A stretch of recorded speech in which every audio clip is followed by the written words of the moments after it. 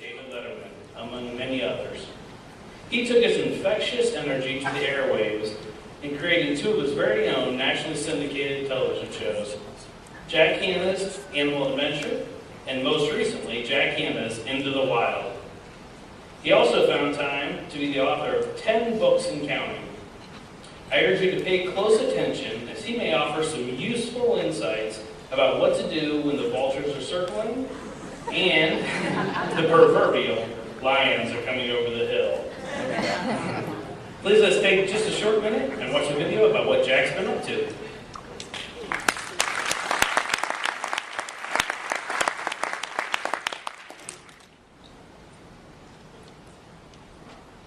Oh no, oh no, oh no, oh no, oh no, oh no, oh no, oh no, oh no, oh no, oh.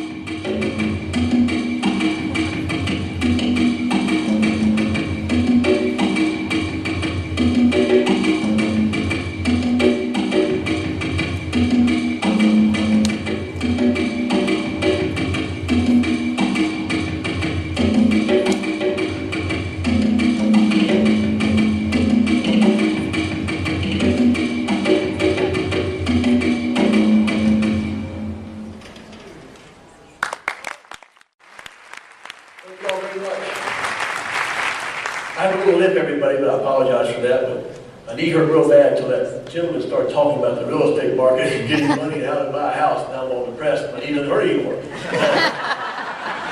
I'm just kind of, no, I'm not really joking, I guess you could say. But no, I did hurt my knee, and so everybody asked me back there what happened. I wish I had a real neat experience to tell you, like something attacked me in Africa or something, but it was amazing. 2 years ago, this is unbelievable. I finished a speech at the University of Texas in Austin, and I was signing some autographs on my feet for about 6 hours, and I was getting ready to leave, go to the back.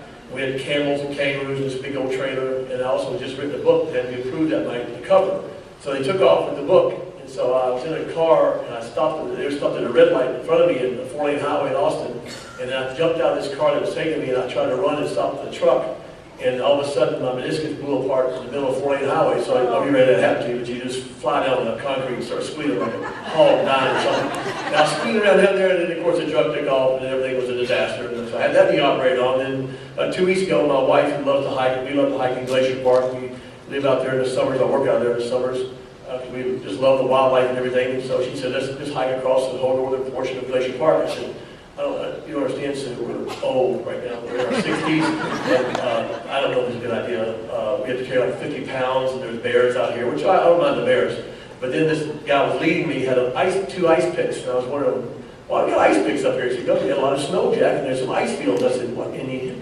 I said, we're going to die out here. So sure enough, what I do, I busted the other meniscus here about 2 weeks ago, so I'm doing the best thing I can do right now to hobble around here for about a few months to get everything ready to have the operation on Christmas. So I wish I had a better storyteller than a camel and an ice pick, but other than that, great. I saw the title of your all's conference here, and I heard the gentleman talking about homes and that type of thing. I just remember as a young man being raised on a farm in Tennessee, my dad was a builder. Now, he didn't build a lot of big homes like maybe some of you see and sell, that type of thing, but he was very proud of what he did. I'll never forget this. I don't make this up because I just saw this back here. He said, Jack, it will be the proudest day of your life when you can buy your home and you'll own your home. Trust me, it's the thing, it's an American dream that I had as a little boy before he went to college. He never had a bathroom when he went to college. He was raised in Memphis, Tennessee. He said, just wait till you get to own a home. I think their generation, I think even the baby boomer generation understands that. I don't know sometimes if I hope that my grandkids and my kids will have that dream as well. Obviously, today's world, it's going to be very tough, because you always want to help your kids and grandkids, but at least, you know, what you folks do is so important. It really is. I'm not just saying that. My dad, again, was partly a part-time realtor as well. But it's something what you guys have put up with the last 4 or 5 years. It's absolutely unbelievable. Two of my best friends in Montana have lost everything. They were realtors. Sure, there's story after story throughout Ohio as well. But I'm just convinced that this country will come back. You know, I read in the paper on a plane about, I don't know, 2 or 3 years ago when this all started going down, about that 70% of the job market pertains to the building business. That can't be right, 70%. And I sat on the plane and I started thinking about it. It's not 90% when you think about everything that's in a home. And so you think that somebody in Washington can figure this whole thing out to help you folks along. Right now I'm trying to, I'm sitting here trying now to have my daughter Julie get a little condo. And even though my houses at my age are mostly paid for, it's amazing what they're asking me. I mean, I don't understand what more they would want than most everything paid for. And I have a job. I've had a job for 34 years at the zoo. I have a few series and stuff like that. I'm not a bajillionaire, but the point is that what I'm going through, I can't imagine what someone's going through that might be a zookeeper to Columbus Zoo that makes $33,000, $34,000 a year. And it's just hitting me right now because I'm just now starting to sell our house and look for a home. By the way, I asked you to try to sell my house up in Dublin, but that'd be impossible because people got pictures of, like, we had a camel in the kitchen. We've had kangaroos in the bathtub. People work for me back there will tell you this. We have kangaroos hanging on doors. One night I came with a kangaroo on a door, a big old turtle in the bathtub. My wife was saving some ducks out. Oh yeah, and 2 mice got in my house on my couch. This was last year. And the lady house, we came in the house, she said, Jack, you have mice there, and I just see these 2 mice living up there. She went up in there and got them with 3 little babies. I said, let me have those things. She said, what are you going to do? I said, well, wait a minute, I can't kill anything. Okay, I can't. Anyway, I was going to do something with them, give them to somebody. She cannot do these. I was going to take them to the zoo. She said, no, you'll feed them to snakes. Anyway, long story short, that's what I'm talking about. So, trust me, my house doesn't smell, all right? I have a nice house. If you want to make a double with the house, let me know. It's right only a mile from the zoo. You can walk to the zoo, the water park, play golf. Anyway, I have had an incredible life, everybody. I really have. I've lived the dream. I just got through talking in Williamsburg yesterday for about almost 4,000 people in 5 different speeches. A lot of families and young people at the Busch Gardens over there, and told these young people about my dream. You know, as a little young man raised on a farm in Tennessee, had animals there. I was 11 years old. I went to work for a veterinarian, cleaning cages. He thought I lasted a day, but I lasted 6 years. I loved it every minute of it, cleaning cages. And then when I was 17, he took me to the Knoxville Zoo, which was a dump back then. Most zoos in this country were dumps back then. But not today, everyone. This may help you, maybe sell houses, I don't know. The largest recreation in America today is a visitation to zoos. 176 million people went to zoos in this country last year. 176 million. No nothing. 300,000 in the Congo. Now, Rwanda's a little country that borders the Democratic Republic of Congo, Uganda, and a little bit of Tanzania. It's a little teeny place there, the size of Vermont. The thing is, in Rwanda, Vermont has 700,000 people. Rwanda has 8.5 million. You don't see those people because they're back up in the mountains a lot. But what you're going to see is the mountain gorilla lives at about 10 to 12,000, 14,000 feet beneath Virunga Mountains, volcanic mountains. These animals, there's only 800 left in the world. I'm sorry, 600 or so left in the world. The lowland gorilla is much smaller. The mountain gorilla you're going to see here has much longer hair. They live in very cold climates up there. And it rains a lot up there. And so they were only discovered in 1905. So my dream after being to see the gorillas all these years was to take my family to see them, which we did about 3 years ago. I have 3 daughters, but only 2 could go. Kathleen, you might have seen doing the series with me for 7 years.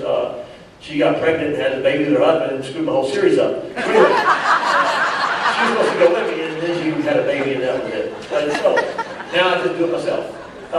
So what you're going to see here is us hiking up there in the mountains to see the mountain gorilla, where we travel 8,000 miles, by the way, to see it, and you're only allowed to spend 1 hour. Even though our film crew was here, we had to do it for 2 weeks, an hour each day. Nobody, I don't care, the President of the United States, whatever, you're allowed to spend 1 hour. And why is that? As you'll see, because the gorillas become familiar with you. They start thinking, they come up and try and touch the babies, and the female might come up. And the big old silverback, which is huge. I'm trying to find somebody that looks like the babies. I know there's somebody down here big. That man right there. Yeah, the great city, you're big. Stand up, see, look how big you are. I'm not saying you look like a gorilla. I'm saying, it's just a silverback 350, 400 pounds. I know you don't weigh that, but that's how big he is. He's sitting there like that. And that's what you do. You get within these gorillas, you sit there for 1 hour, like me, that front row there. Now, the silverback male always sits back about where he is.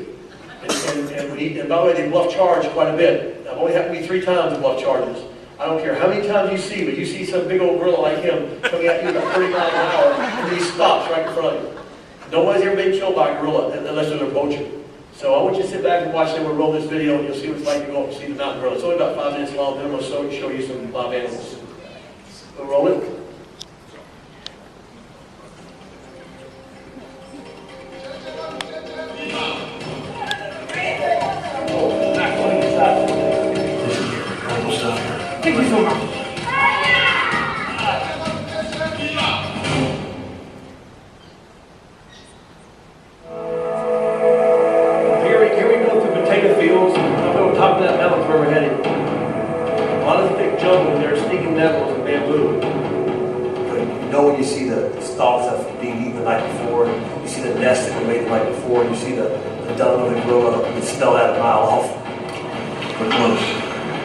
It didn't really make any difference that I'd seen the gorillas before. Because I was more excited this time to see the gorillas than ever. Why? Because my family was with them.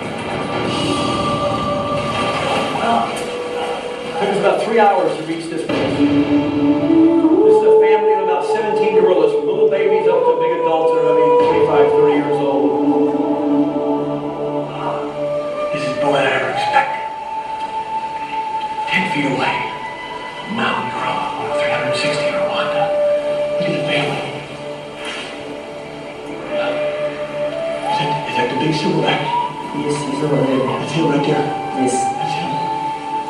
He's back there watching his family. And I saw the girls ahead of me, and I looked back to see where Suzanne and Julie are, and they're right there. They're like this. And this big silverback, 400 pounds, just rushing right beside them, 1 foot from them. Right behind Julie. She had 4 kids, and she wanted to go back to Cincinnati. Scared to fire. Rushed right up against her, that big guy. See how big he is. One thing you're told not to do is have direct eye contact with the gorilla, especially the big silverback male, because that's a threat to him. It's like a person. The person comes to you and goes, "Yeah, what's your problem?" That's what the big male says. "What's your problem? Why are you looking at me like that?" And so if he starts looking at you, you go like this. And let me tell you something. You do it real quick. And there's 2 silverbacks. Him and me. Big ones, little ones, babies, juveniles, all playing. It's just a phenomenal thing. It really was. When you see the gorillas, you're only allowed 1 hour. And you come on, halfway around the world, and you're allowed 1 hour. One of the gorillas I was watching here playing on the hillside was Shirin Fubu. They gave him this name because he's a character. He's always getting into things, trying to look at you. He causes a ruckus. And sure enough, he was there with his little brother back in there playing with him, and he was pulling on him, and he was a gorilla that was always watching us. He was always a gorilla that would walk by us. He was always a gorilla that tried to look inside things if there's something on the ground that just interested him. He never stopped. There's certain kids like that. Probably like me, not causing trouble necessarily, just curious, This gorilla stole the soundman's backpack. Stole what we have going on here right now, girls. They're all following his backpack. They're going to get his backpack. Look at the baby. I know the baby, but Danny's backpack's got all the sound equipment in it. Look at him. You know what he's doing? You know what he's doing right now? He's taking his respiration off of it. He's taking his respiration. He was so inquisitive, he actually could have carried it, but he just wanted to look at it, I think. No, look at the baby on the mom. Look at that baby on the mom's back. Look at that, girls. Yes. Look at the little face. This incredible sight here right now. A baby on the mom's back. A backpack being explored by a yearling. Look at that, girls. Yes. Well, we sat there for maybe 15 minutes watching this activity of them rolling, getting on top of each other. I don't know how to explain it. It was unbelievable to watch these animals do this in the wild. But these animals they're a mammal, their entire life without ever drinking water. They eat celery, wild celery, bamboo. They about 20 pounds a day, these creatures do. All the water comes from the plants. Right before we left, in about 5 minutes, you won't believe what this little gorilla did. He actually, I think he had enough of playing all day. He just had enough of playing. That's it, I'm going to take a rest. And while we were there, just kind of packing up, all of a sudden, he starts sitting there and taking these weeds, just wrapping them around him. I go, what is he doing? Just playing? He wasn't playing. He was putting them underneath him and making a nest. I've always wondered over the years how a gorilla makes a nest like they do. This is very rare to film. You very rarely get to see this. So late in the day, each gorilla every day makes a new nest. Not the babies, the 2-year-old up. Make a new nest. It takes about 2 hours. They wrap it. It's real thick, like 3 feet thick. They actually just go out there and sleep on top of this nest and do it every day. We track them this way, by their own nest, and we track them. Now he said it's 5 o'clock. I'm going to bed. There he goes. This is amazing. Look at this silver back here. He has built his nest. It's incredible, Jack. Our hour's up exactly. Really not 1 hour. Thank you. I've been waiting for this all my life. It was really something to see the gorillas. I can't explain to anyone really what it's like. I've traveled the world, every continent in the world, at least twice. But to go see one of the most endangered animals in the world in a country as beautiful as Rwanda, with my family, visiting the gorilla family, was something that you know, if something happened to me tomorrow, my life is fulfilled. You know, this safari really was everything I hoped it would be and more. Getting the chance to return to Rwanda, this beautiful country that's been through such turmoil, meant so much to me.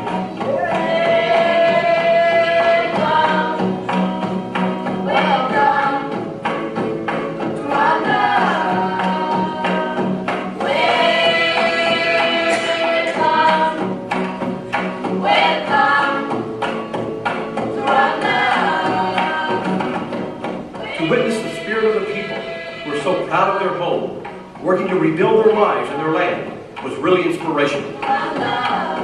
Seeing old friends and making new ones, meeting all the amazing animals, and sharing it all with my family, well, I just couldn't ask for anything more than that. And I'll tell you what, I can't wait to come back again soon and see the progress that Rwanda makes in the years to come.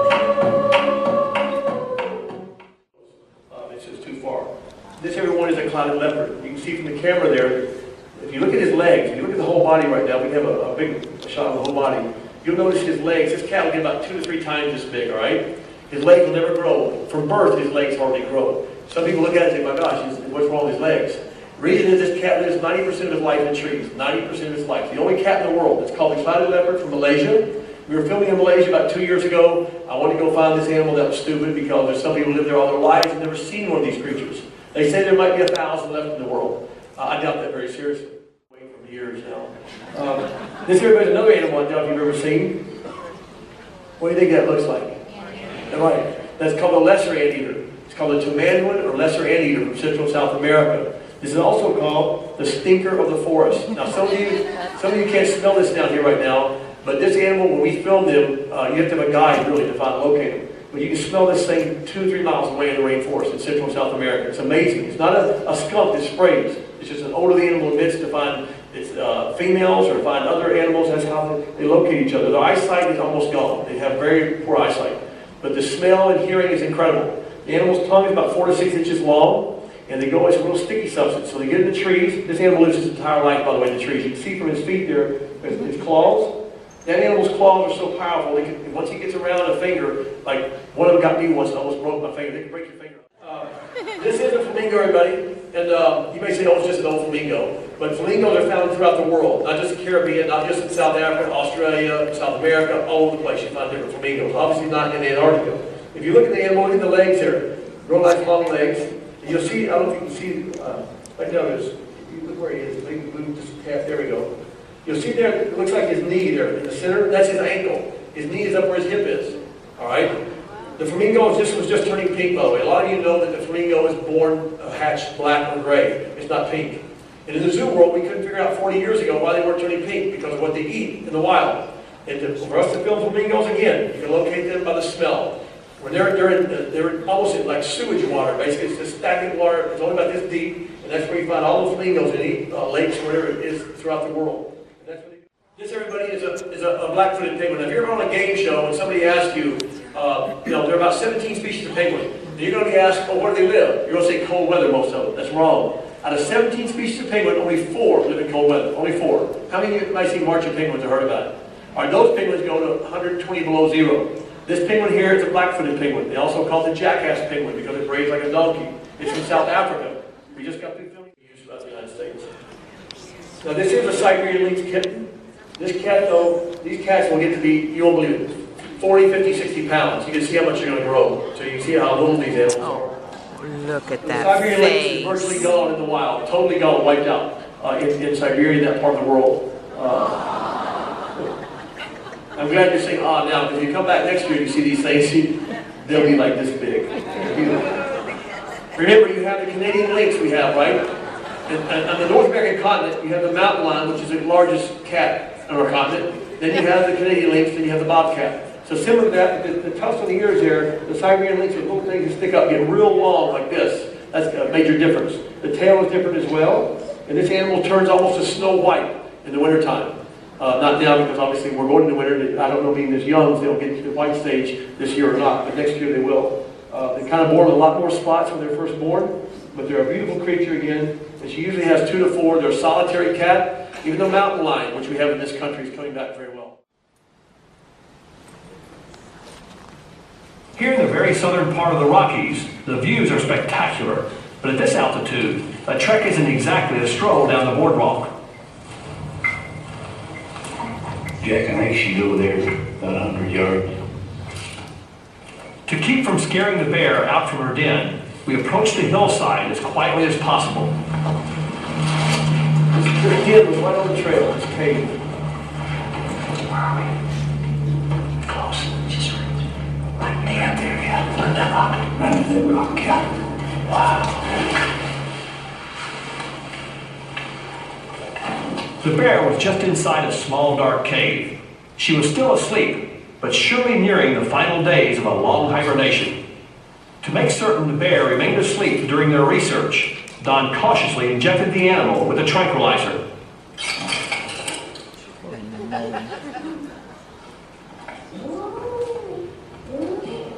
Hey, Don, what's that sound? They're nursing. They're nursing? Wow. I can see one for sure. All right, Jack, the mother's down. Come take a look. I see a baby. Yeah, right on top of the mother. Let's get my camera out. This is April. Got that picture? Oh, sure. This is one of the most amazing sights I've seen on television. It's amazing. Wow, baby.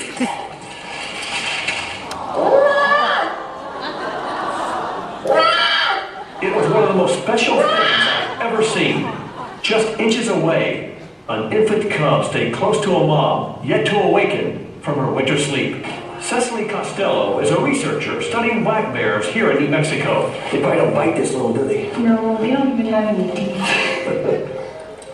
During winter hibernation, one of the bears in Cecily's study has given birth to a cub. You see it? Yeah, You get it? I'm doing it. Tony, help me. That's a brave girl there. Oh, no. Oh, Oh, my God. Golly dang. Oh, I'm just measuring you. You're okay. Is this something or what? No. I'm sorry.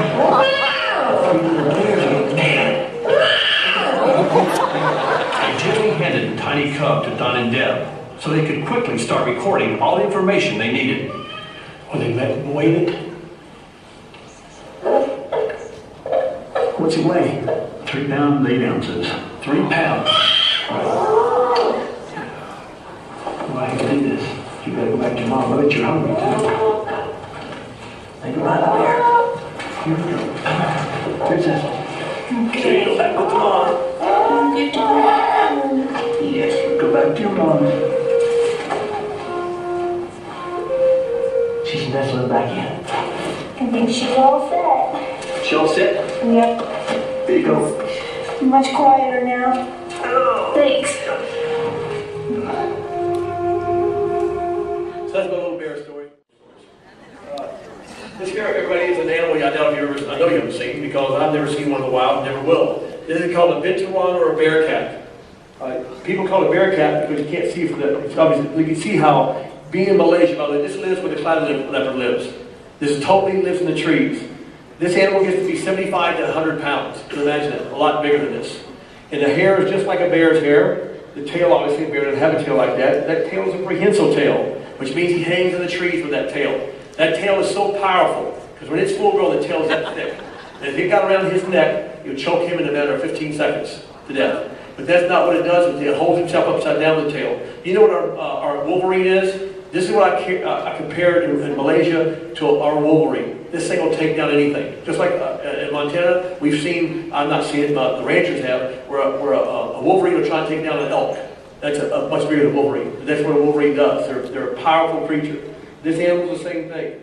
It's called a palm civet. Why is that? This is a delicacy in Asia. It sells for $200 in a restaurant. 8 or 10, 12 years, whenever SARS broke out, they traced it to this animal. They're served in restaurants. One of the animals had SARS. They were cutting the animal up, probably blood got in somebody's hand cut, and then it spread like crazy, as we all saw what happened. Incredible. Thank God they found out that it was from the animal. Now, everybody blames a lot of this on animals, but who knows what the animal might have got from a person. That's way, way back. Who knows why? But this animal was hunted a great deal. When that happened in China, they destroyed every palm civet that was being raised commercially, which they, like bird flu, the same thing happens, or mad cow disease. What they did, they destroyed the cattle, as we all know. So that's what happened to this creature. Everything was fine until 2 years ago. One person had SARS in China. They destroyed everyone they could find anywhere, in any jungle there was. But they could not possibly get all of it because there are different types of palm civets. And this was in Malaysia, by the way, where this one's from. But that's a beautiful coat there. Oh, Meg, really? I have to tell you this, can you turn around and show me your dress? That's what this thing eats. This thing, like leopards, I'm sure. That's a python from Asia, and that's where the leopard lives. Or, that says Monty Python, or Julius Squeezer, whatever you want to say. Now see, tell them, is that slimy? Thank you. They're not slimy, all right? This is a python. We're the world's largest snake. This is an albino python. It can only get big as this. But in the wild, they're gone. Because in the wild, it would last 1 hour because they're that color and they would stick out. But this animal lays eggs. People don't realize that. The anaconda, one of the largest snakes in the world, they're up to 30 feet. They have live babies. This one lays about 20, 30 eggs at a time, circles around and twitches to heat the eggs up. They have about 220 teeth shaped like fish hooks. And they're up in their jaws. And by the way, when it bites, this is one of the worst bites I've had. Was about a 19-foot anaconda, almost lost his fingers. But that was my problem. That was 1973, helping the guys in Wild Kingdom. But that was my fault because I wasn't paying attention to what I was doing. I knew nothing about snakes. But now I know a lot about snakes.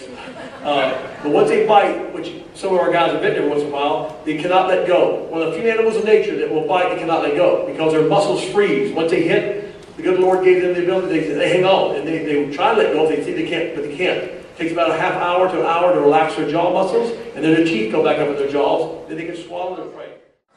Now, I like to talk about this pretty fast because she's trying to hold an animal that can bite, by the way. This is David Letterman's hairpiece. Who cares? This is a sloth, everybody, a two-toed sloth. It dates back to the dinosaur era, all right? This animal used to weigh, they say in the dinosaur era, toward 2,000 pounds.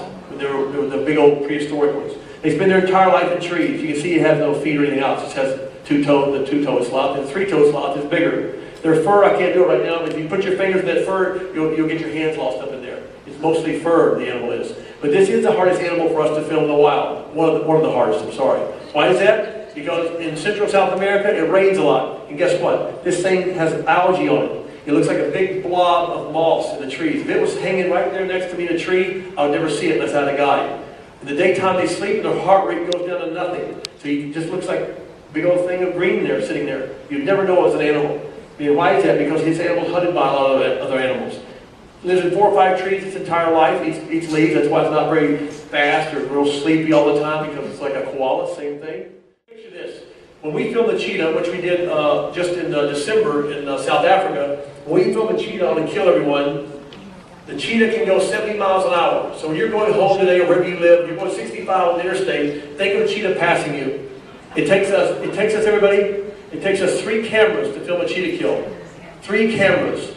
Can you imagine that? 3 of these big cameras set up because you can never film a cheetah kill with 1 camera. What happens is when the cheetah, if you look at the eyes there, she'll turn around a second. You'll notice the dark marks. See them developing there? When she's full grown 2 years from now, she'll get about twice that big. She has these big dark marks. So the Creator, the good Lord gave them this before, like baseball players, football players, have they with the dark stuff there. This animal hunts in direct sunlight. It's one of the only, if not the only cat in the world that will hunt in the heat of the day, 110, 120 degrees. Why is that? Because this cat is not powerful. This cat is a very weak cat. When I film a tiger make a kill in India or Nepal, and I film a tiger kill a water buffalo that's 2,000 pounds, it happens in less than 10 seconds. It's like an atomic bomb going off. All you do is see the hair flying, the animal's dead. This cat cannot do that.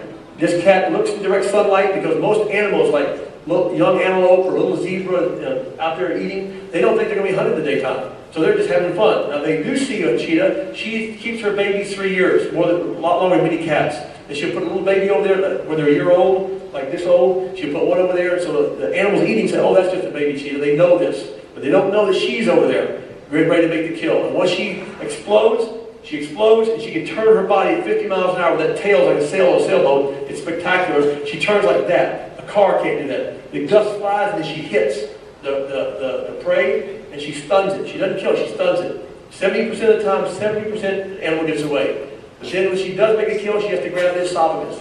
A lion just breaks the back of an animal. A jaguar crushes the skull. Every animal kills differently, the cats. But this one has to grab the esophagus. It also has a dew claw on its front leg that the cheetah does. It's like a meat hook. And it's a claw she grabs the animal with, and then she bites the neck, and there's no way she can kill. Now, if the animal gets away, she waits 2 more days to get energy up to make another kill. If that doesn't happen, she starves to death. And once she does make a kill, the sad thing is, vultures and buzzards will circle over the kill. Like in Africa, when you have a kill, that's how we find them to film it. They make a kill, and all of a sudden the lions and hyenas are sleeping, right? They look up there and say, hey, cheetah's made a kill. They go over and take the food from the cheetah, as well as the lions will eat the cheetah sometimes. So the animal is very, very rare and endangered. These are bloopers, by the way, that are 25 to 30 years old. This one blooper on here, where I teach David Letterman how to milk a goat, was done in 1986. And some of this other stuff you'll see is just why animals, it's fun things with animals. So we're going to roll the blooper tape and then I'll say goodbye to everybody.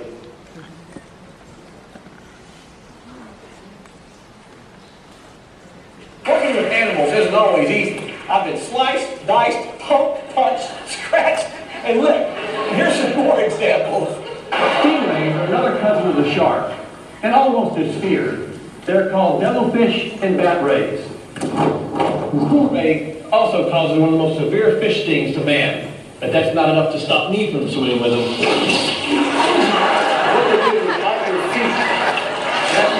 Bite your feet and nobody tells you.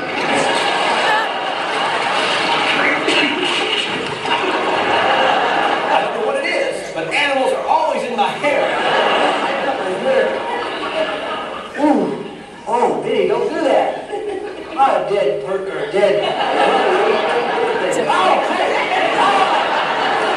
Some vultures have no table manners. Well, I'm starving. All right, me too.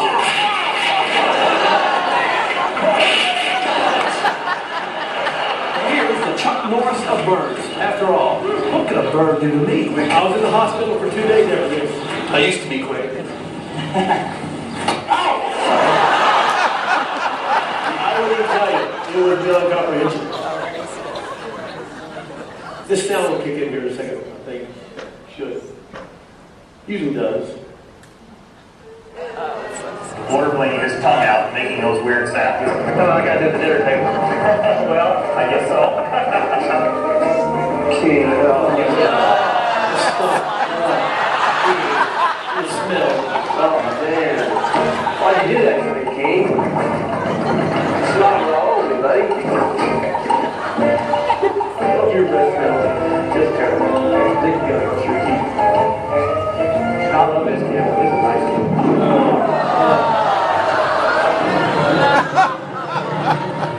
I'm out of here. Flying foxes. Flying foxes in Australia. Really entirely different life form.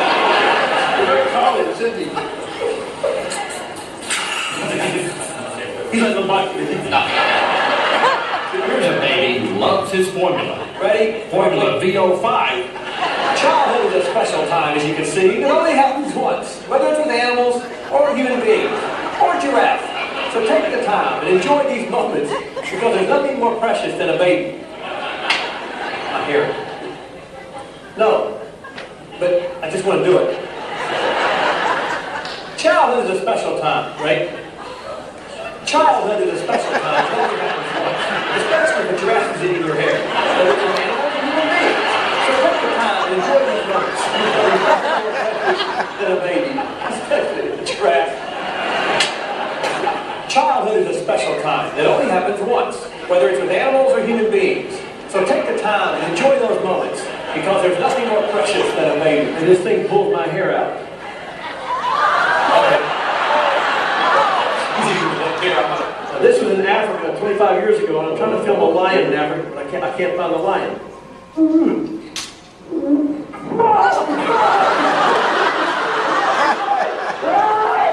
I think the winner of any baby animal contest would have to be Betty. She was born. I think the winner. I think the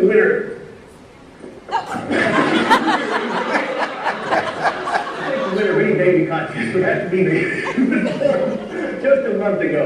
Luckily for him, his mother took care of him. He didn't have to go to America because I had to go to the hospital. Now this is the Letterman show in '86. And look what my goat does.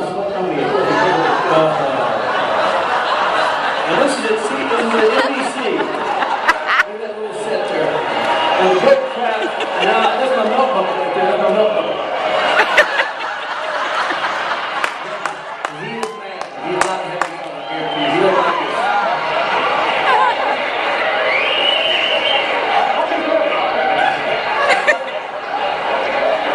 He doesn't like this. He doesn't like messy things. The reason, yeah, you know, not that hungry anymore. Oh God. Well, I'll take care of it. Well, of course you'll take care of it. You don't really care. It's a baby squirrel. You probably don't care anymore. About what? A baby squirrel? Yeah, but see. Oh, that's a squirrel. Yeah. Anyway, this is a squirrel, and what I want to do is, you ever go with the goat? Right, we need some music in here. Just don't step Air wick or something? Dave, come here, I want you to do this. Just don't step in. Look at this here. Come here, I want you to come here to get all the teeth. No. No, seriously. Who wants to see Dave Malcolm go?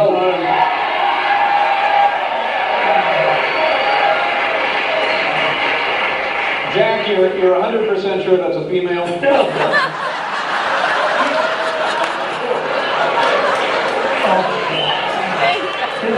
This is for the milk.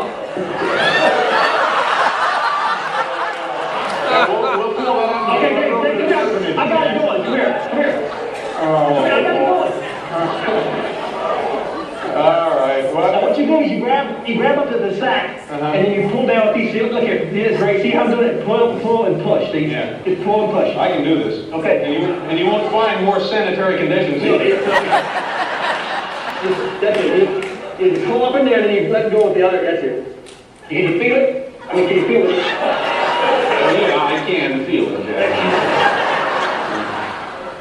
Well, I'm not having any luck. I think we're about done there. You think it's not? I did not mean to do this. I did not mean to do this.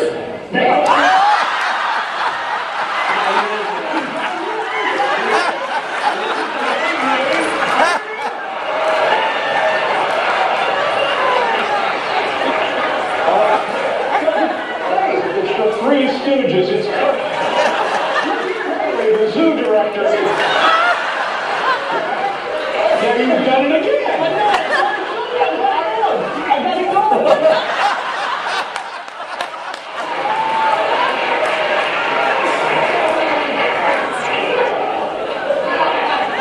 You want to see the squirrel? I don't want to see anything. I don't want to see anything else. Okay. I rabbit. We have one more minute, Jack. I'm going to think of something to do to you in that minute. Read about orangutans, I know. When I was on a farm, I was raised on a farm, you don't ever suck off the nostril. You just drink off, no, suck off the nostril. Hey, pal, when you share something with somebody, you don't lick all over the end of it. You know, some of my closest friends are animals. That's because they take me as I am. Don't mess it up. You don't mess it up, right? So I'm gonna drink. No, don't stick the peanut up. Hey, oh, don't stick the peanut in there. Let me have a drink. Yeah, she turned the spigot off, though. You mind turning the spigot back on for me? I have not had a drink yet. We have a drink, too. Animals have taught me something very important. Having fun is the best part of being alive. There's a peanut.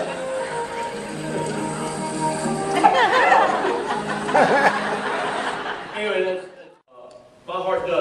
serious about that. I've never said this in a speech, but each and every one of you deserve everything that you can get in the future and everything that you've done for so many people, providing homes and happiness to so many millions of people over the last, I don't know how many years been in houses against the caveman, I don't know.